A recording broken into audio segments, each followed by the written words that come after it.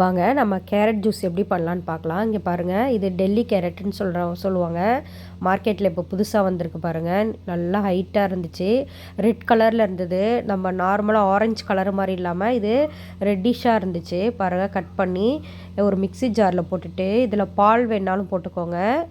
நாங்கள் இப்போ தண்ணி மட்டும்தான் போட்டிருக்கோம். நல்லா பொடி பொடியாக கட் பண்ணிவிட்டு எல்லாத்தையும் மிக்ஸி ஜாரில் மாற்றிக்கலாம். நம்ம போட்டுட்டு இது கூட 2 ஸ்பூனுக்கு மேலே, அதாவது நம்ம சுகருக்கு தேவையான அளவு அதுக்கு ஏற்றது மாதிரி ஒரு 2 ஸ்பூன் சுகர் போட்டுக்கலாம். சுகர் வேணாலும் போட்டுக்கலாம். நீங்கள் ஹனி இருந்தாலும் போட்டுக்கலாம்.